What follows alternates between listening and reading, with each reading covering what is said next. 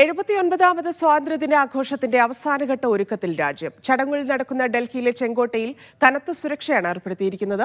Operation സിന്ദൂറിനെ പ്രശംസിച്ചും ഭരണ നേട്ടങ്ങൾ എണ്ണി പറഞ്ഞും രാഷ്ട്രപതി സ്വാതന്ത്ര്യദിന സന്ദേശം നൽകി.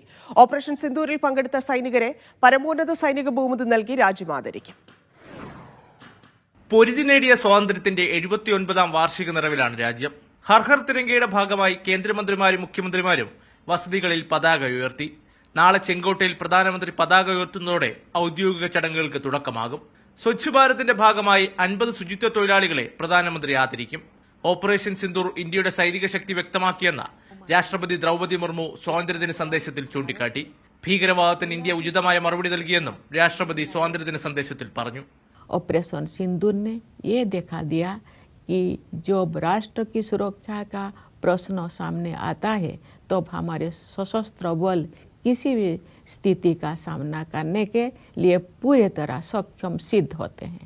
സ്വാതന്ത്ര്യദിനത്തോടനുബന്ധിച്ചുള്ള രാഷ്ട്രപതിയുടെ സൈനിക മെഡലുകൾ പ്രഖ്യാപിച്ചു. 127 സൈനികരാണ് ഇത്തവണ രാജ്യത്തിന്റെ ആദരം ഏറ്റുവാങ്ങുന്നത്.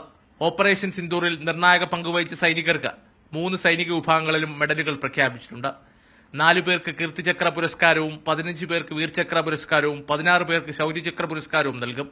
58 പേർക്ക് ധീരതയ്ക്കുള്ള സേനാ മെഡലും 26 പേർക്ക് വായുസേന മെഡലും 9 പേർക്ക് ഉദം യുദ്ധസേവാ മെഡലും ലഭിക്കും. സ്വാതന്ത്ര്യ ദിനാഘോഷങ്ങൾക്ക് മണിക്കൂറുകൾ ബാക്കി നിൽക്കെ രാജ്യതലസ്ഥാനത്തെ തന്ത്രപ്രധാനമായ മേഖലകളിലെല്ലാം അതീവ സുരക്ഷയാണ് ഏർപ്പെടുത്തിയിരിക്കുന്നത്. ഡൽഹിയിൽ നിന്നും അതുൽ ചന്ദ്രനൊപ്പം സജു തോമസ്, മീഡിയ 1.